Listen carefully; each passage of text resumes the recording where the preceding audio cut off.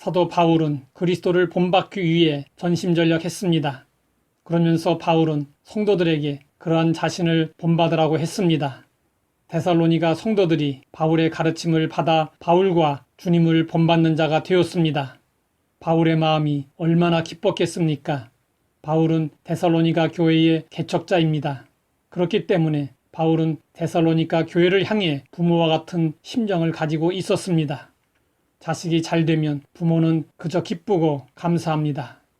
바울은 데살로니가 성도들이 자신을 본받고 주님을 본받자 큰 보람과 기쁨을 맛보았습니다.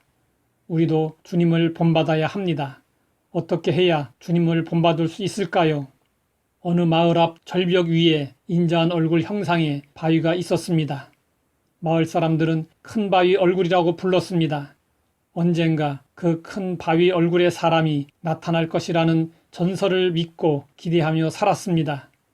어니스트라는 성실하고 소박한 젊은이도 큰 바위 얼굴을 보겠다는 희망을 가지고 날마다 그 바위를 바라보며 살았습니다. 마을 사람들은 마을 출신의 저명한 인사가 나올 때마다 큰 바위 얼굴이 나타났다고 환호했습니다. 어니스트는 평생에 4명의 인물을 만났습니다. 돈을 모았으나 인색하고 탐욕스러운 상인, 정력과 의지는 있으나 온화함이 결여된 장군, 말을 잘하나 따뜻한 사랑이 모자란 정치가, 모든 것을 아름답게 노래하는 재능은 있어도 말과 생활이 일치하지 않는 도시의 시인이었습니다. 어니스트는 이들이 큰 바위 얼굴과 달라 보여 실망하곤 했습니다.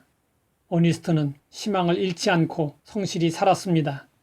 그런 그가 백발이 성성한 노인이 된 어느 날 마을 사람들은 그가 바로 그토록 기다리던 큰 바위 얼굴이라는 것을 깨닫게 되었습니다. 호손의 단편 소설 큰 바위 얼굴이 우리에게 주는 중요한 교훈이 있습니다. 그것은 우리가 어느 대상을 늘 바라보면 언젠가 그와 비슷하게 닮아 간다는 것입니다.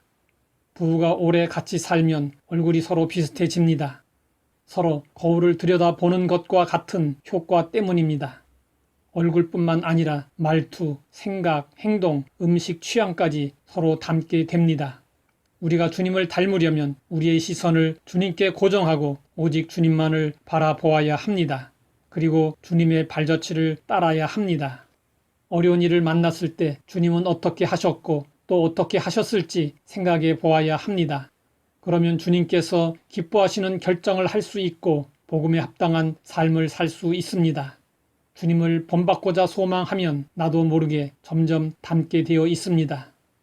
데살로니가 교회 성도들은 혼란 중에 있었지만 성령의 기쁨으로 말씀을 받았고 바울과 예수님을 본받는 자들이 되었습니다. 그들에게서 믿음의 역사와 사랑의 수고와 소망의 인내가 나타났습니다. 그들의 믿음의 소문이 각처로 퍼져나갔습니다. 퍼졌다는 말은 메아리 쳤다는 뜻입니다. 데살로니가 성도들의 복음 전파는 꽹가리처럼 요란하게 이루어지지 않았습니다. 하지만 그들의 행위는 많은 사람들에게 메아리처럼 은은하게 퍼져나갔습니다.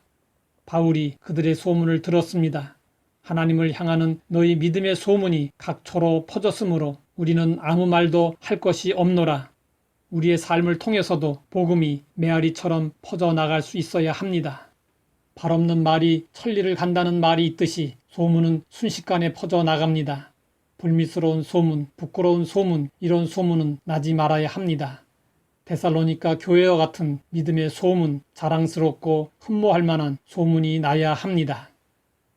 하나님 아버지, 날마다 그리스도의 모습을 닮아갈 수 있도록 인도해 주시니 감사합니다. 데살로니가 성도들처럼 그리스도를 본받는 일에 본이 되게 하옵소서. 예수님의 이름으로 기도드립니다.